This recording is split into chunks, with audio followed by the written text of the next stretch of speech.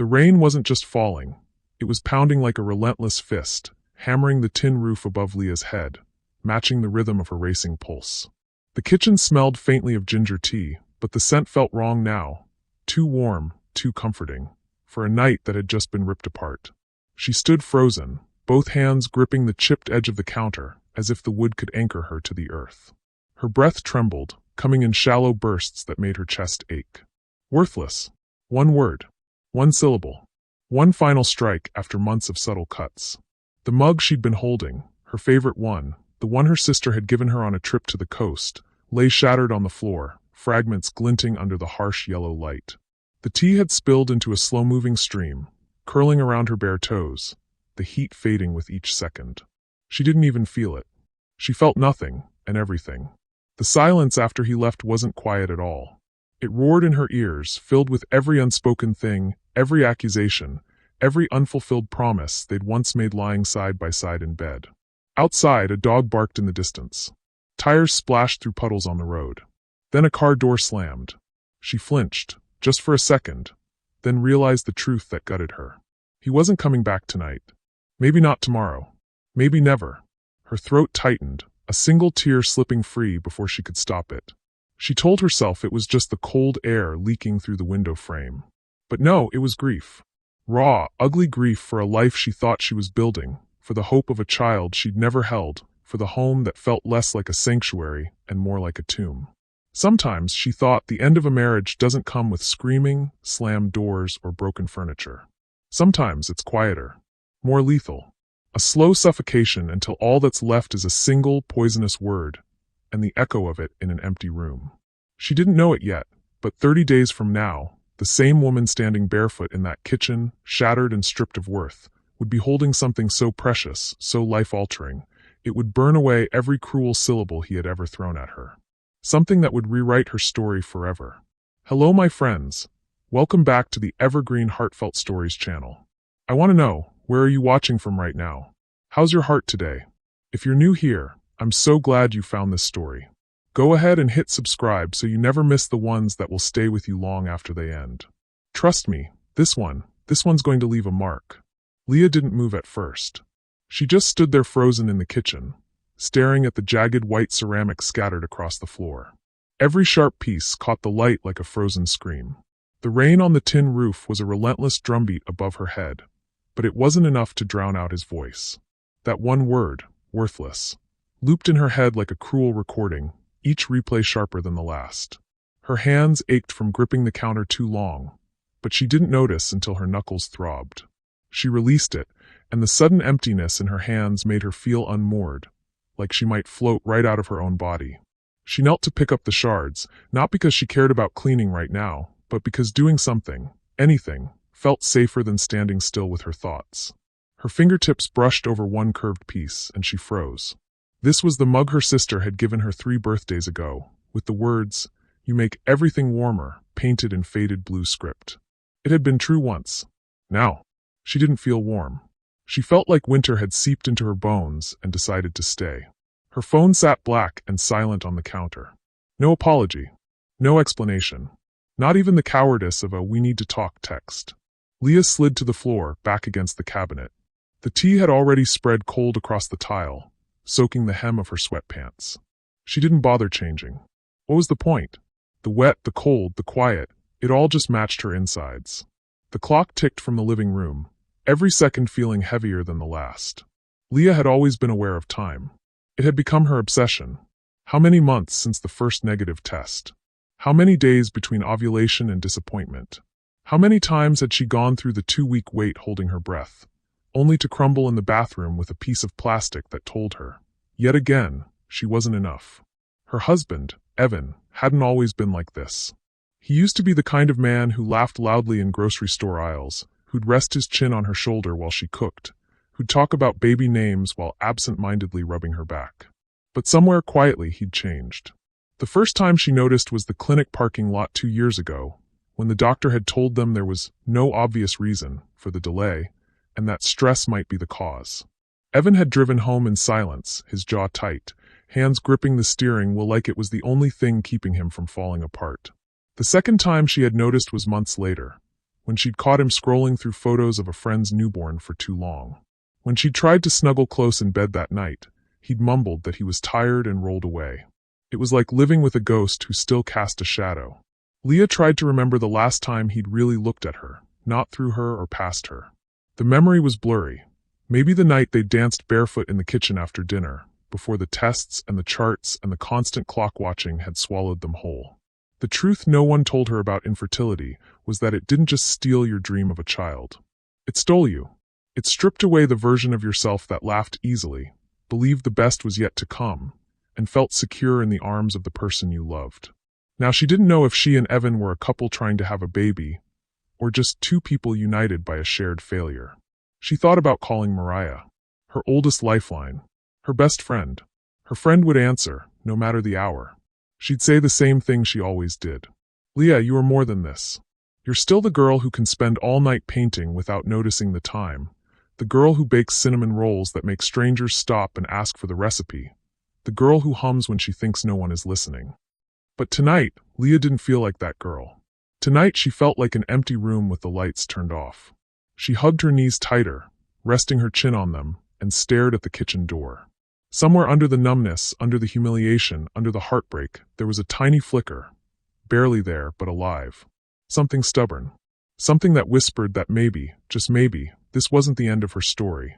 Leah didn't know it yet, but that flicker would be the spark that led her to something she could never have imagined. Something so priceless it would change everything she thought she knew about loss, about love, and about herself. My dear friend, if you're watching this right now, I want you to think about one thing. What's the smallest flicker of hope you've ever held on to? Tell me in the comments, and make sure you're subscribed, because Leah's journey, it's only just beginning. The morning after felt like waking up inside a memory she didn't want to keep. Leah sat at the kitchen table with a bowl of cereal she didn't remember pouring. The milk had warmed to room temperature, and the loops had gone limp and bloated. She stirred them without purpose, the metal spoon scraping faintly against the ceramic. The chair across from her sat empty. Her eyes kept drifting to it, expecting movement. Evan settling in with his coffee, scrolling through his phone while she rambled about her dream, or some small thing she'd noticed in the neighborhood. She could almost see his half-smile, the way he'd absently squeeze her hand before taking a sip. But the chair stayed empty, and in the space where he should have been, the word worthless hung like smoke, filling every breath she took. The air in the kitchen felt heavy, stale, as if it hadn't been changed in years. Sunlight leaked in through the blinds in narrow strips, illuminating motes of dust that drifted lazily in the stillness. Every sound was amplified, the clock ticking in the living room, the faint hum of the refrigerator, the slow creak of the house settling in the damp morning. She pushed the bowl away, the clink of spoon against porcelain louder than she expected, and stood up. Restlessness pushed her toward the door, though she wasn't sure what she was looking for. Fresh air? A reason to keep moving? Or just an escape from the sight of that empty chair? The rain had stopped sometime in the early morning, leaving the world washed clean and sharp. The scent of wet asphalt rose from the road, mingling with the earthy smell of soaked soil. She stepped onto the porch barefoot, the boards cool under her feet. Across the street, Mrs. Keating was already outside, sweeping rainwater off her front steps with rhythmic, deliberate motions. The older woman glanced up, met Leah's eyes, and gave a small, neighborly nod before returning to her sweeping. It was the same polite gesture Leah had received almost every morning since moving here. Small, consistent, safe. But today she didn't return it. Kindness felt unbearable. It made her feel seen, meant someone was looking at her long enough to notice something was wrong. She went back inside, the quiet following her in like an uninvited guest. Her phone sat on the counter where she'd left it last night, face down. She picked it up without expecting anything from Evan. No apology, no explanation, not even a cowardly, "we need to talk" text. But there was a message. It wasn't from him. It wasn't from anyone she recognized. The number was unfamiliar, local area code, no name attached. She tapped it open without thinking. "I need to talk to you. It's about something important. Please." Her brow furrowed. Spam? Wrong number? A scam? Her first instinct was to delete it, but something made her hesitate. Her pulse slowed, then quickened again, as if her body was trying to warn her of something before her brain caught up. She placed the phone down, telling herself she wouldn't answer. But 10 minutes later, it buzzed again. "I promise this isn't a scam. You don't know me, but I think I have something that belongs to you. That word, belongs, landed differently. Belongs to her? She tried to think of what she could have lost recently. Her mind darted briefly to the box of baby clothes she'd bought 2 years ago, tucked away in the top of the closet, still with tags on. No one but Evan and Mariah knew about that. And it wasn't like they could belong to anyone else now. Her thoughts fought each other, logic telling her to ignore the message, something deeper whispering that she had nothing left to lose. Her thumbs hovered over the keyboard before she typed a single word. What? The reply came so fast it made her flinch. Not over text. Can we meet? It's delicate. Leah's stomach tightened. Delicate. She hated that word. It was the one doctors used when they wanted to soften a blow, when they were too polite to say bad news out loud. But this didn't feel like pity. It felt like urgency. She typed again. Who are you? 3 dots appeared. Vanished. Appeared again. I'll explain when I see you. Please, it's important. She set the phone down and pressed her palms against the table, grounding herself. The house felt too quiet again, the silence stretching and stretching until she almost wanted to break it by screaming. And here's where you, watching this right now, need to step into her skin. Imagine your life split in 2, before and after one word. Imagine the person you thought would stand by you deciding you were no longer enough. And then, imagine a stranger telling you they have something of yours, something you can only learn about face to face. Would you go? Or would you close the door on whatever chaos that might bring? Leah told herself she wouldn't decide yet. She washed the cereal bowl, wiped the counter, paced the length of the kitchen. But her eyes kept flicking toward the phone like a moth to a flame. It buzzed one more time. Please. If you don't want it, I'll understand. But I think you will. The words hooked into something buried deep in her. Something stubborn that refused to be buried under humiliation. She typed before she could stop herself. 15 minutes. Harrow Street coffee. She grabbed her coat, keys, and the little voice in her head that still told her she was making a mistake. She didn't know that in less than half an hour, she would sit across from a stranger who would say something so unthinkable, so impossible, it would make worthless vanish from her vocabulary forever. The drive to Harrow Street coffee became a ritual of hesitation. It should have been 12 minutes, just 12, but Leah found herself taking turns that added more distance, more time to think. Or maybe more time to not think. She wasn't sure anymore. The streets were slick from the night's rain, reflecting the pale morning light in broken ribbons. Her windshield wipers kept up a slow, rhythmic sweep, not enough to match the thud of her pulse. She turned off the radio halfway there, unable to bear even the soft hum of background music. The silence felt sharper.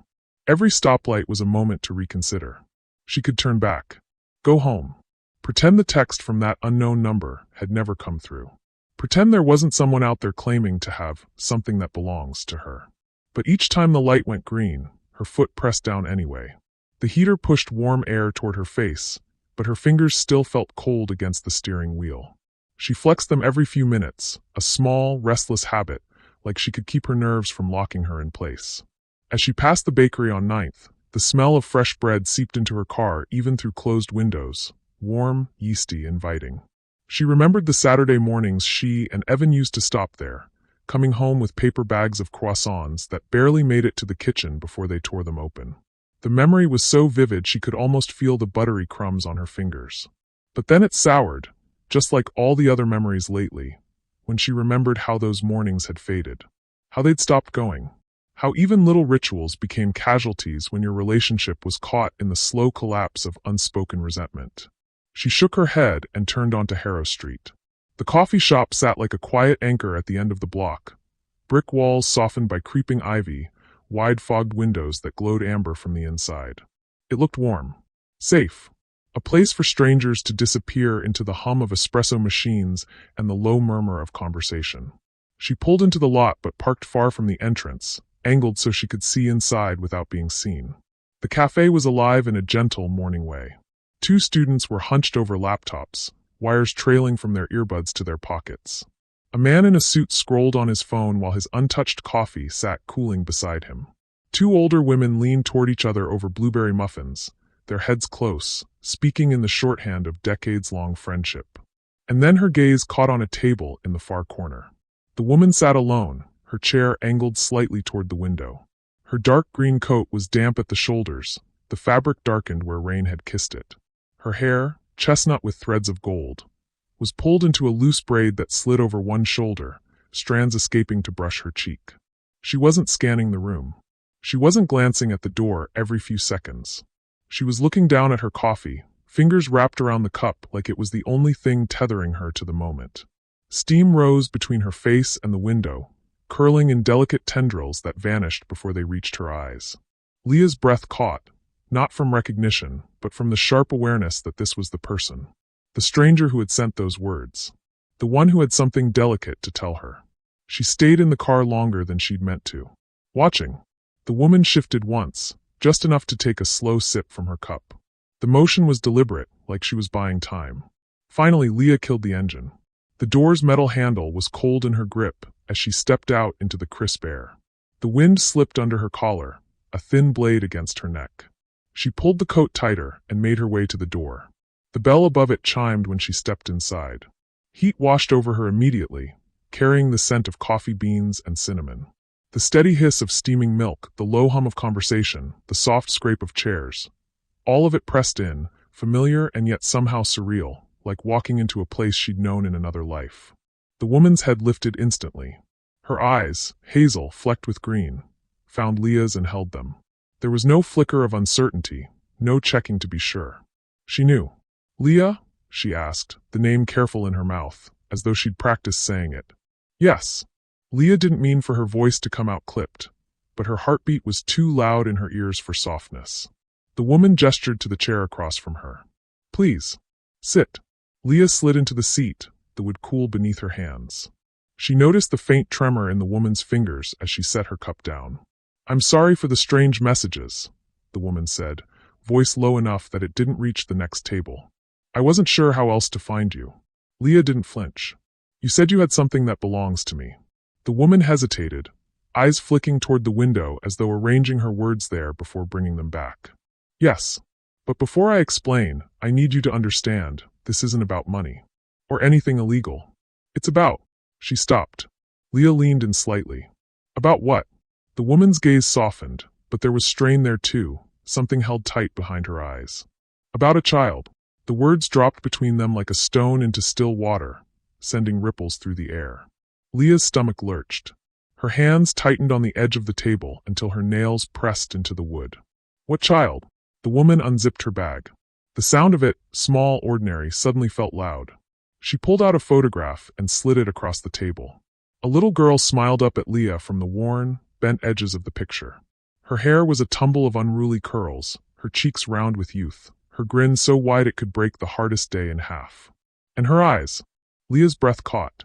"She's mine," the woman said softly. "But she's also connected to you. In a way you'll need to hear in person." Leah couldn't look away from the photograph. Her mind was already building 1,000 impossible bridges between herself and this child. And here's where you, watching this, need to step into Leah's skin. Imagine being told you'll never hold your own child, only to see a face that feels, somehow, already written into your life. Would you lean forward into the unknown, or would you step back before it could undo you? Leah's voice was low, almost lost beneath the hiss of the espresso machine. "Tell me everything." The woman shook her head. "Not here. Too many ears." She slid the photograph back into her bag with deliberate care. "There's a park 3 blocks from here. We can walk. I'll tell you on the way." Leah hesitated for a heartbeat. Then she stood. She knew, without understanding why, that whatever waited at that park would divide her life again. But this time, she hoped, it wouldn't be lost on the other side. Part 5, the midpoint revelation, fully expanded. The bell above the coffee shop door jingled as they stepped out. The air was cool and damp, still holding the memory of rain. It carried that fresh, metallic tang Leah always noticed after a storm, the kind that seemed to sharpen every sound. Somewhere down the block, a delivery truck's gate clanged open. From a cafe across the street came the clatter of dishes and the low hum of voices. Leah fell into step a half pace behind the woman. She wasn't sure if it was caution or an instinct to watch. Study her gait, her posture, the slight sway of her braid brushing the green collar of her coat. "This park," the woman said quietly. "It's only a few blocks from here." Quieter than talking back there.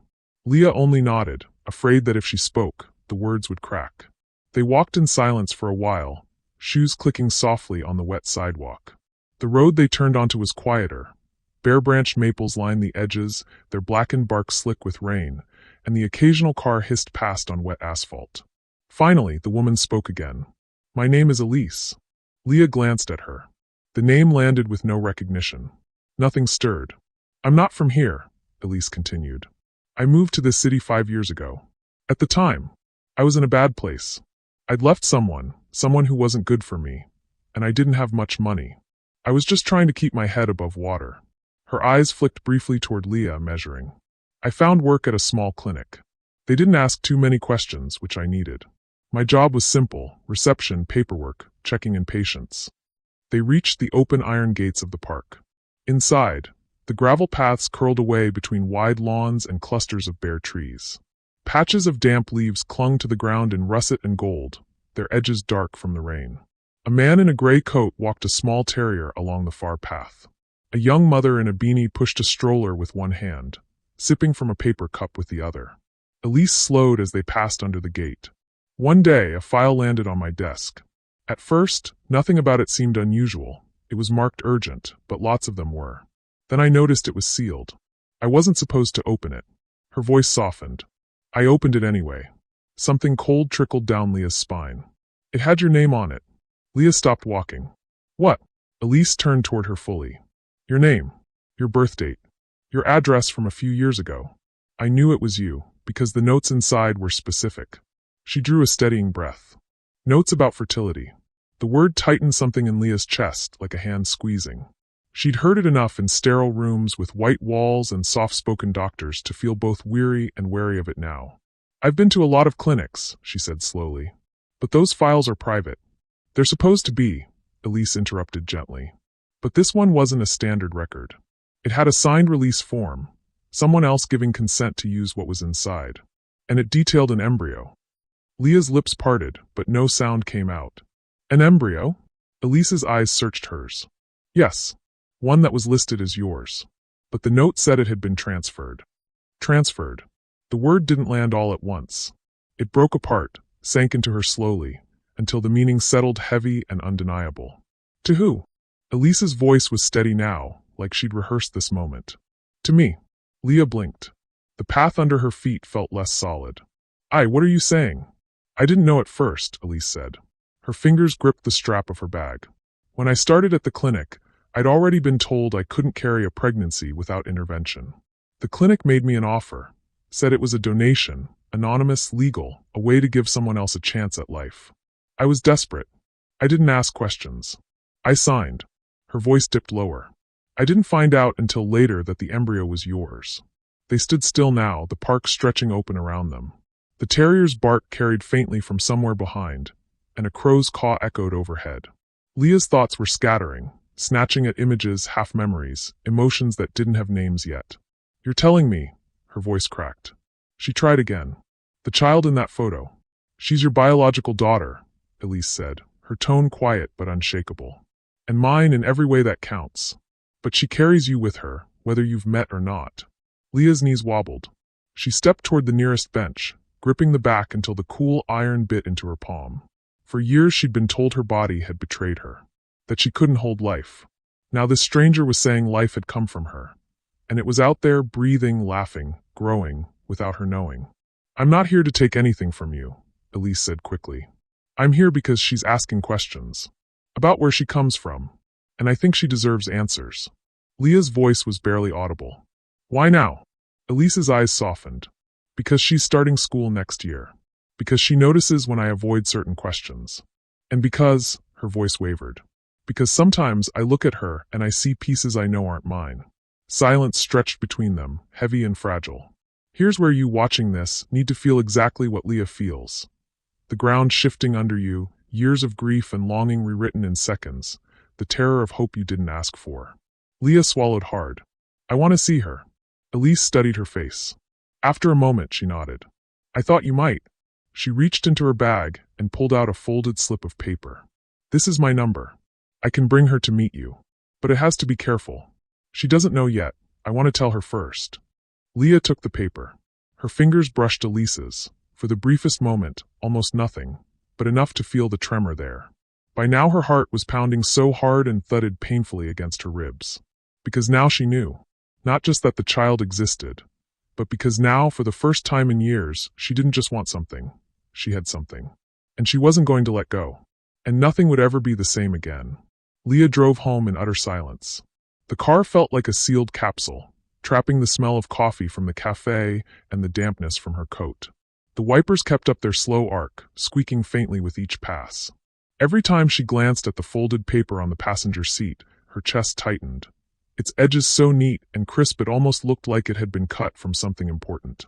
She kept imagining that if she blinked too long, it might vanish, taking the little girl with it. The streets rolled past in muted grays, the world washed thin after the rain. She didn't notice the turns she was making. She only noticed the empty space in her hands where the photo should have been, and the phantom warmth from where it had touched her fingers. At one red light, she thought about calling Mariah, her best friend, her oldest lifeline. She imagined the call. "I need you to listen, and I need you to believe me." She imagined the sound of Mariah's inhale on the other end. But she couldn't picture the words after that. How could she explain something that felt impossible even as she'd held the evidence in her hands? The light turned green. She drove on. By the time she pulled into her driveway, her knuckles ached from gripping the steering wheel. She turned the key, and the car's hum died. The sudden stillness made her aware of her heartbeat again, thudding loud and insistent. She didn't get out right away. The silence inside the car was thicker than the air outside, and for a moment she wanted to stay locked inside, a barrier between her and whatever waited in the house. The paper with Elise's number sat on the passenger seat like a dare. When she finally stepped out, the air outside felt damp and cool against her cheeks. She reached the door and unlocked it, catching her reflection in the small mirror in the hall. Hair mussed from the mist, eyes wide and raw, shoulders hunched like she was bracing for impact. She didn't look like someone ready to meet a child. She looked like someone who'd been told a truth she wasn't built to carry. Inside, the house felt colder than she remembered leaving it. The air was stale, carrying the faint, almost invisible scent of the tea she'd spilled the night before. She dropped her bag on the couch and sat beside it, the cushions sinking low under her weight. Her eyes drifted toward the bookshelf. On the top shelf sat a box she knew as well as her own name, the one she hadn't opened in over a year. The box of baby clothes. Her breath slowed, as if her body knew what she was about to do and wanted to stop her. She crossed the room, her fingers hesitating on the edge before she pulled it down. The cardboard felt softer at the corners now, worn from the time she'd touched it and then put it back without opening it. When she lifted the lid, the faint scent of lavender sachet drifted up, mixing with the dry cotton smell of fabric kept too long in the dark.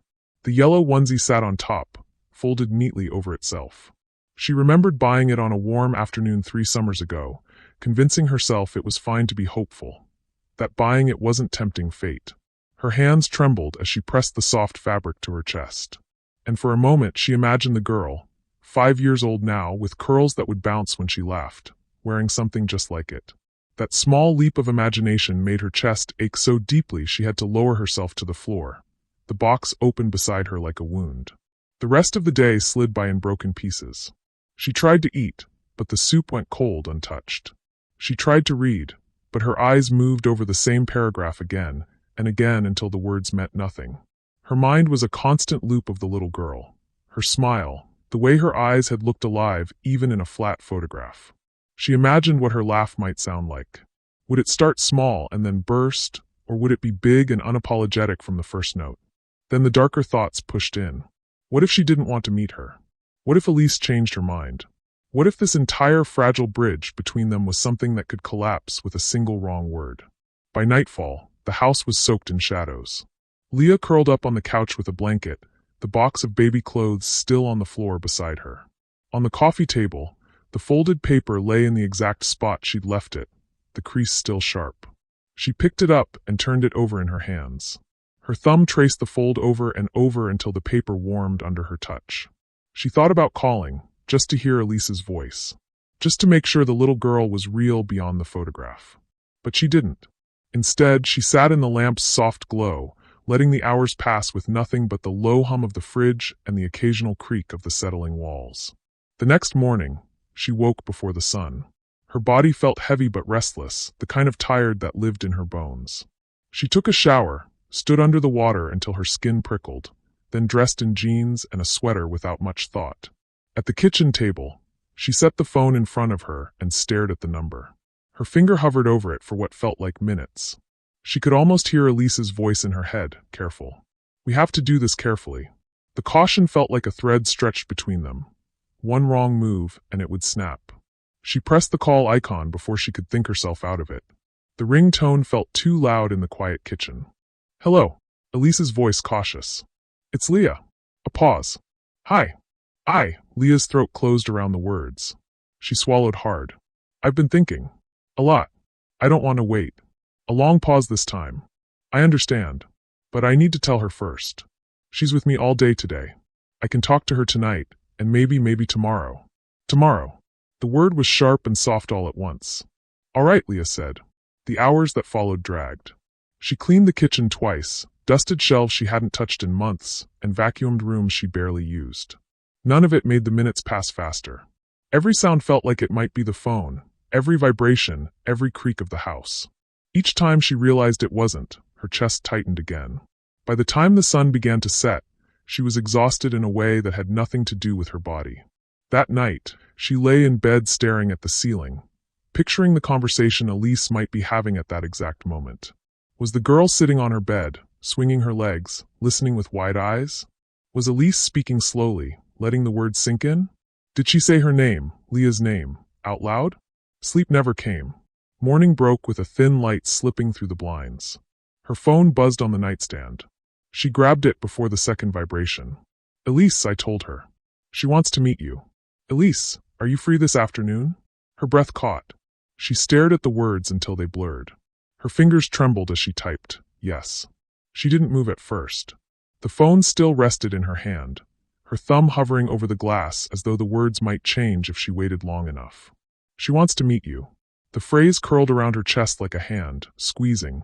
Pain and joy tangled so tightly she couldn't separate them. Leah rose slowly, as if a sudden movement might break the moment. The air in the bedroom felt too small, too still. She needed to move. She padded barefoot into the kitchen and set the phone on the counter, leaning both hands on the cool laminate. She tried to picture the girl, not just the photograph, but what she would look like in motion. Would her curls bounce when she walked?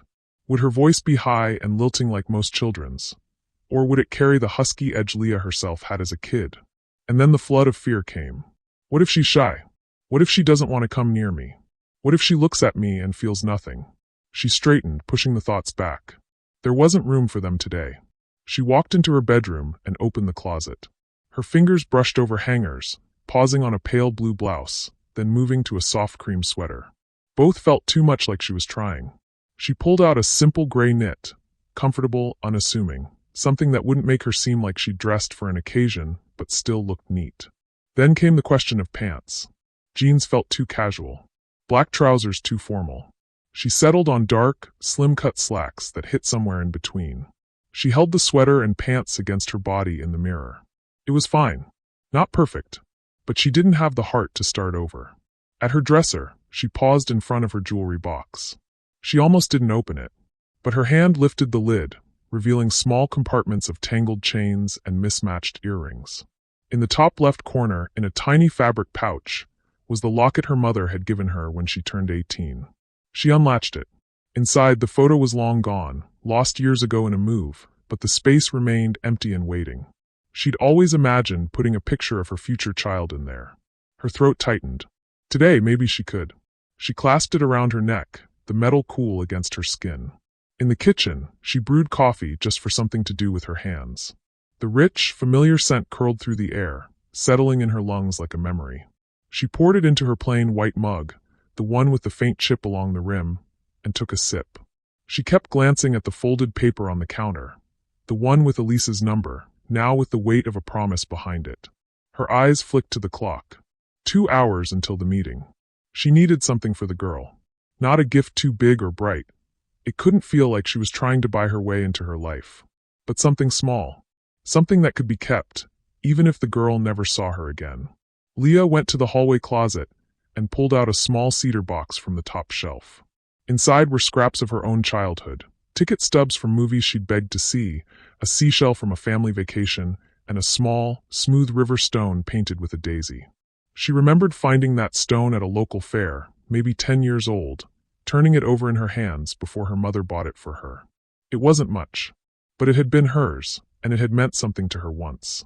She closed her fingers around it, feeling the weight settle in her palm. Back in the living room, she set the stone on the coffee table beside the box of baby clothes. She'd decided she'd take one thing from the box as well. After a long moment, she chose a pair of white socks, tiny, soft, never worn. The idea of handing them over made her chest ache, but it also felt right, like returning them to the place they'd always been meant to go. The minutes crawled. She paced the length of the room, stopping only to adjust a photo frame or straighten a cushion. Her stomach twisted every time she imagined the moment they'd arrive. Her mind replayed the what-ifs again. What if Elise called to say the girl had changed her mind? What if this whole thing fell apart before it began? Her phone buzzed. It was just a spam text. Her knees almost gave from the sudden release of tension. Finally, the screen lit with a message from Elise. "We're on our way." Leah stared at the words, her hands cold despite the heat in the room. She took a slow breath and looked around her living room one last time. It wasn't perfect. Neither was she. But maybe, just maybe, it would be enough. The text still glowed on her phone screen. "We're on our way." Leah's thumb hovered above it, like maybe she needed to press it to make the words real. She set the phone down on the counter and pressed her palms flat against the cool surface, trying to steady her breathing. The room felt smaller now, as if the air itself knew something was about to change. She could hear the hum of the refrigerator, the faint tick of the clock in the hallway, the soft rustle of leaves outside as a breeze passed through. Her heart pounded so loudly she wondered if she'd hear it echo against the walls. She glanced around the living room, checking everything again. The throw blanket folded neatly over the arm of the couch. The coffee table cleared except for the stone and the tiny socks she'd chosen. The box of baby clothes tucked away where it wouldn't overwhelm the moment. She picked up the stone, turning it over in her hand one last time. Its smoothness, its weight, something about it felt like a tether, grounding her as the minutes ticked forward. When she set it back down, she noticed her hands were trembling. Outside, a car passed slowly down the street. Her chest tightened. She stepped toward the window, heart in her throat, only to see a neighbor's sedan gliding by. She let out a breath that was half relief, half disappointment. The waiting was a kind of torture, each sound from outside twisting into a maybe. 5 minutes later, the low hum of an engine reached her ears again. This time it didn't fade. It grew louder, closer, until she could almost feel the faint vibration through the floorboards. She walked to the window, moving slowly, as though rushing might shatter whatever fragile thing was holding this moment together. A silver SUV turned onto her street, slowing as it approached. She knew, even before she saw the shape of the woman in the driver's seat. Even before she noticed the outline of a smaller figure in the back. The SUV eased to a stop at the curb in front of her house. The engine idled softly. Leah's breath caught. Her hand hovered near the curtain, part of her wanting to pull it back, the other part afraid to look too soon. She forced herself to step back from the window, not wanting the first sight to be through glass.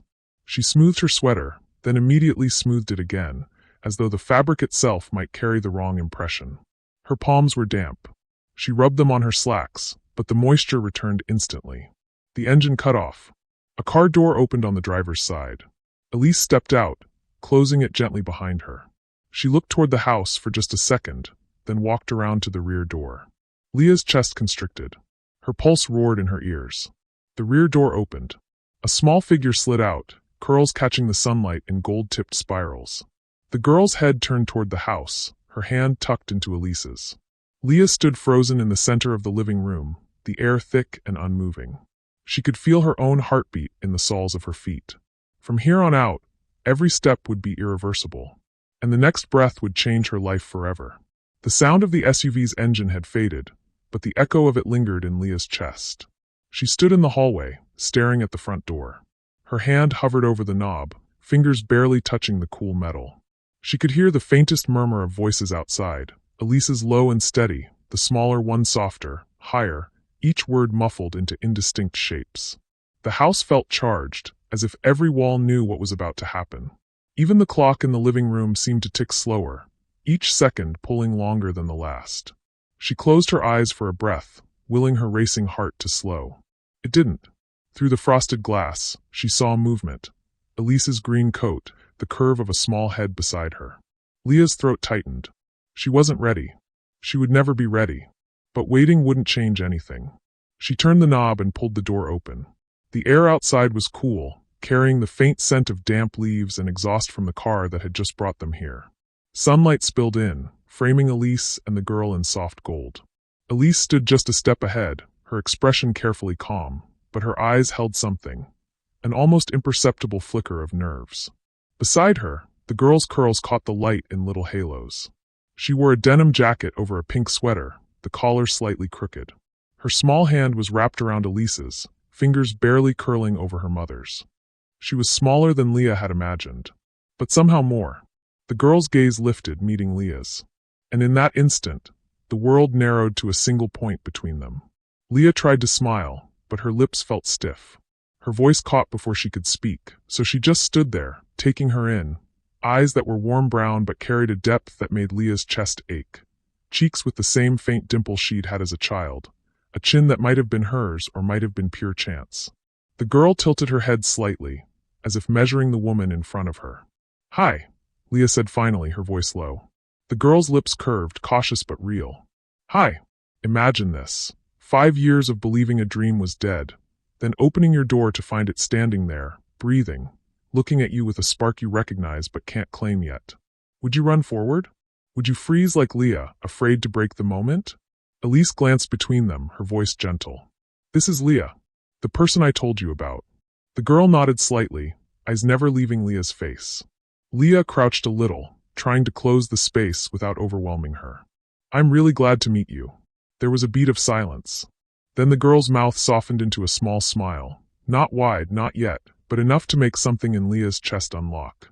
Elise released the girl's hand slowly. The little one's fingers flexed at her side before curling into the fabric of her jacket. "Do you want to come in?" Leah asked. Her tone was careful, not wanting to sound like she was asking too much. The girl looked to Elise, who gave a tiny nod. Then she stepped forward.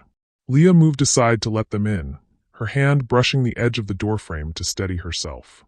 The house felt different now with them in it. Fuller, but in a fragile way, like a glass filled to the brim where even the smallest movement could spill it. The girl's eyes roamed, taking in the living room, the coffee table, the window light catching the edge of the couch. On the table sat the small painted stone and the tiny white socks. Her gaze landed there, and she walked toward it. She picked up the stone, turning it in her palm. "This is pretty. It was mine when I was about your age," Leah said softly. "I thought maybe you'd like it." The girl's fingers tightened around it, and she gave a single, small nod. "If you were Leah, watching her hold something you've kept for decades, would you tell her everything right now, or would you wait? Drop your thoughts in the comments. I want to know how you would handle a moment like this." The girl set the stone down carefully, then looked at the socks.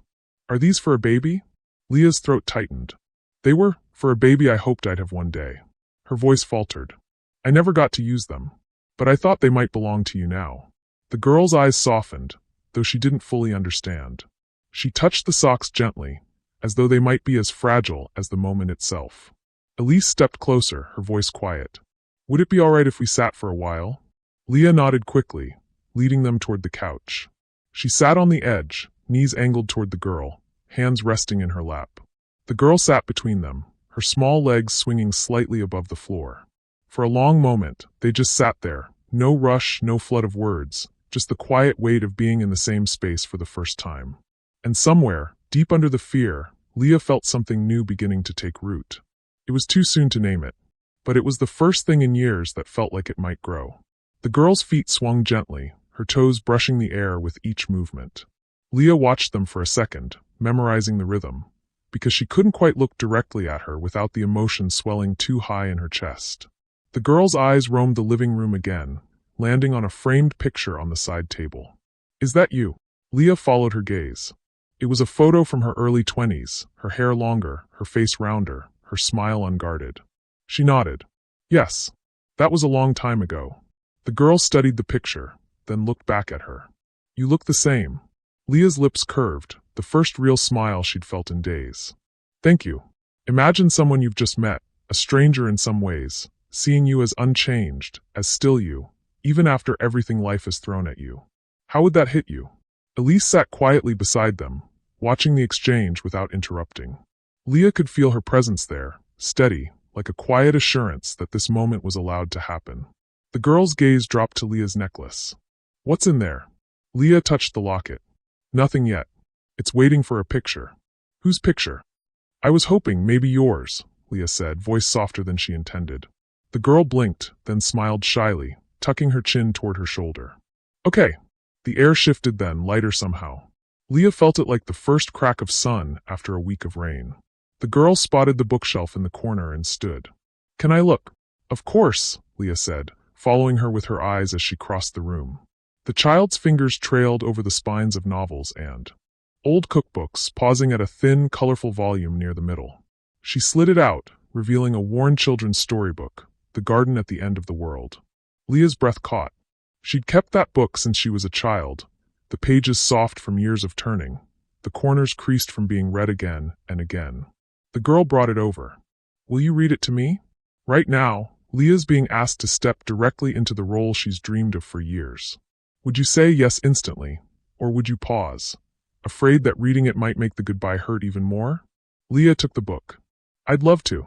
They settled side by side on the couch, the girl leaning in just enough for Leah to smell the faint scent of rain in her hair.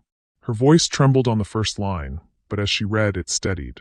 The words wrapped around them, familiar and safe, and by the time she reached the last page, she almost forgot they had only met an hour ago. When Leah closed the book, the girl asked, Can I come back and read it again sometime? Her throat tightened, but she nodded. Anytime you want. The girl smiled, small but certain. Elise glanced at the clock. We should probably get going soon. The shift in Leah's chest was immediate, a tightening, as though the air had been pulled thinner. The girl stood, still holding the stone in one hand. I'm keeping this, she said with a grin. Leah managed a laugh. It's yours now. At the door, the girl looked up at her. Bye, Leah. Leah knelt so they were eye level. Bye. I'll see you soon, okay? The girl nodded, curls bouncing, and followed Elise to the car. Leah stood in the doorway, watching until the silver SUV disappeared around the corner, the echo of the moment still warm in her chest. If this were you, if you'd just met someone you've waited your whole life for, how would you spend the time until you saw them again? Tell me in the comments, because I know every heart watching this has its own answer. The quiet after they left was almost too much to bear. Leah stayed at the kitchen table, the book they'd read together still lying there beside the painted stone. She traced the daisy petals with her fingertip, feeling each small groove as though memorizing it by touch could hold on to the moment longer.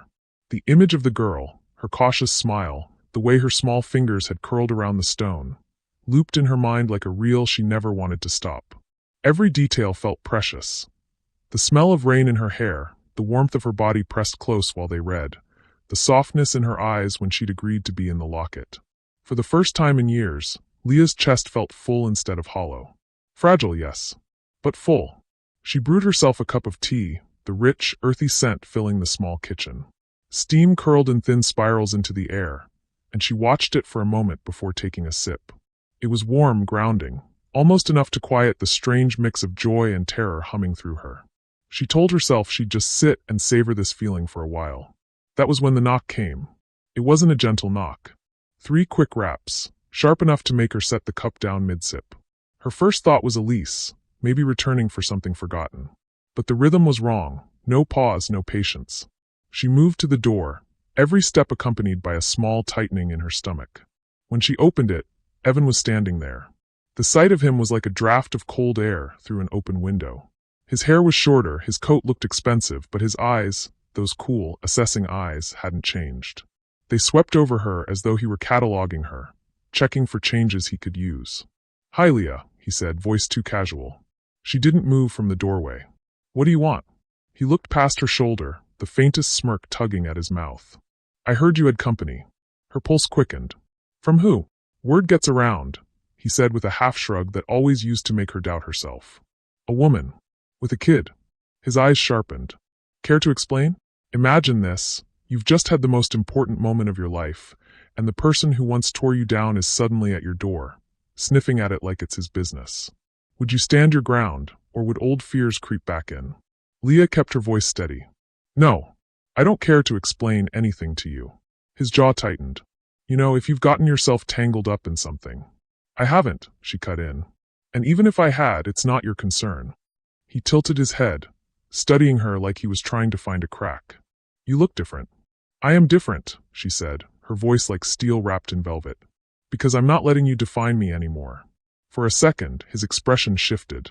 Something between surprise and irritation. But it was gone as quickly as it came. You always did think you could do better without me, he said, trying for a laugh that didn't reach his eyes. No, Leah replied. I've just learned I can be whole without you. Her own words surprised her. Not because she didn't believe them, but because she realized they were entirely true. For a moment, neither of them moved. The silence between them was different now. No longer the suffocating quiet of their last days together, but a stillness charged with her refusal to be pulled backward. Finally, he stepped back. Well, he said, shrugging like it didn't matter. I just hope you know what you're doing. I do, she said. And then she shut the door, firmly, without hesitation. Her back pressed against the wood, Leah exhaled. Evan's presence had been like a cold shadow sliding over the warm light she'd just found. But it had also clarified something she hadn't fully understood until now. She was different. She wasn't going to let anyone, especially him, dim what she was building. That night, she called Elise. I want to be in her life, Leah said, her voice steady. Not just visits here and there. I want her to know me. Really know me. There was a pause on the line. Then Elise's voice softened, warm with something that felt like relief. I was hoping you'd say that. A week later, they met again, this time at the park. The winter light was pale but gentle, filtering through bare branches. The girl ran ahead toward the swings, curls bouncing, her laughter carrying back to them in bright, clear notes. Leah followed, each step lighter than the last. When the girl saw her, she waved and called out, not Leah. Something else. Mama Leah. Leah froze for just a second, the words hitting her like sunlight breaking through clouds. It wasn't everything yet. There were still conversations to have, boundaries to respect, steps to take. But in that moment, she knew one thing with absolute clarity. She was not worthless. She was wanted. If you've ever had someone try to take your worth from you, you know what it feels like to claim it back. Tell me in the comments. What's the moment you knew you were more than someone's opinion? And make sure you're subscribed if you want more stories like this, because this one isn't over yet. The days after the park meeting unfolded like the first pages of a book Leah had waited years to open. They weren't loud or dramatic, and there was no sweeping soundtrack behind them. But they carried a kind of quiet magic. The kind of magic you notice only when you've gone long enough without it. There were slow coffee shop mornings, where the girl would sit across from her with a steaming cup of hot chocolate, the whipped cream piled high enough to collapse over the rim. She'd lick it from the edge, leaving a faint mustache that made Leah laugh in spite of herself. Sometimes she'd draw little hearts in the foam with her spoon and push the cup toward Leah as if to say, look, I made this for you. There were afternoons in the library, sunlight pooling on the carpet, their heads bent over the same book. The girl's curls would brush against Leah's cheek when she leaned in too close to point at something she liked, and Leah would catch herself holding her breath, afraid to break the moment. And there were evenings when Leah drove home alone afterward, the passenger seat holding only the faint scent of the girl's shampoo, a mix of berries and something warm she couldn't name, her chest aching in a way that wasn't empty anymore, but full. Full because there was now something to miss.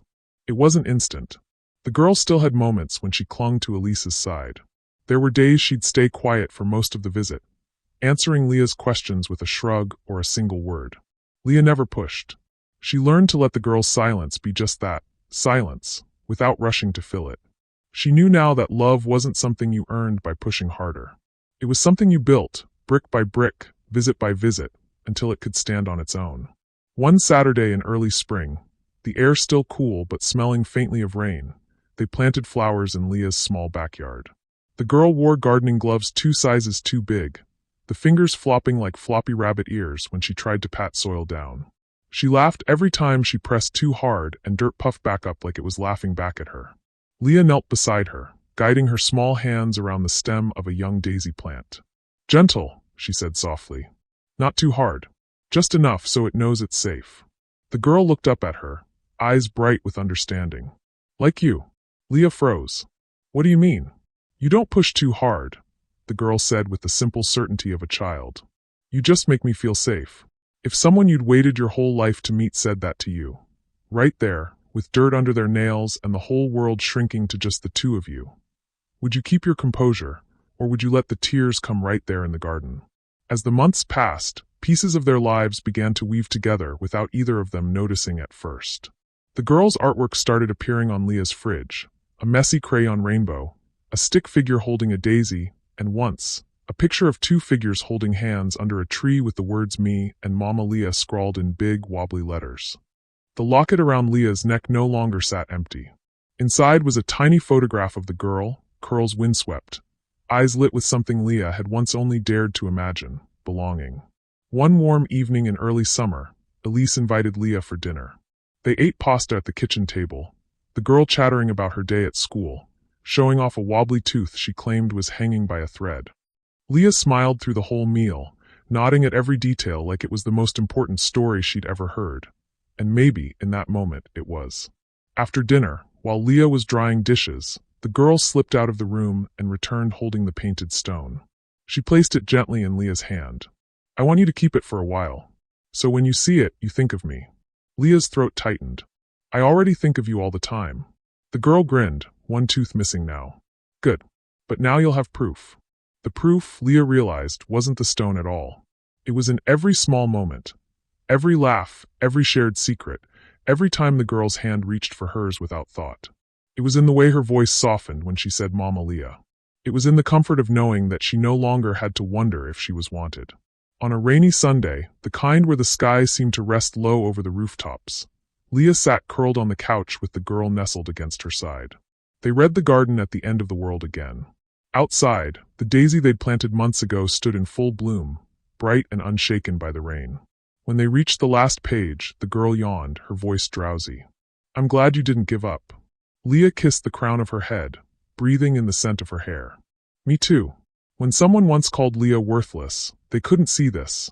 The home full of quiet laughter, the warmth of hands that fit together, the kind of love that grows patiently without demand. And I want to ask you, what's the one moment in your life that proved someone wrong about you? What's your daisy in the rain? Share it in the comments. If you've been waiting for your own Priceless, hold on, because sometimes it finds you when you least expect it. And when it does, it will be worth every second you spent waiting. If this story touched you as much as it touched me as I was crafting it for you, I'd love for you to keep it alive. Share it with someone in your life who might need to be reminded that they're not defined by what someone once said about them. Please like this video if you felt even a fraction of what Leah felt. And don't forget to subscribe so you're here the next time we tell a story that stays with you long after it ends. Thank you for watching this story to the end. If you enjoyed it, you will surely love the next one. It's as interesting and more intriguing than you can ever imagine.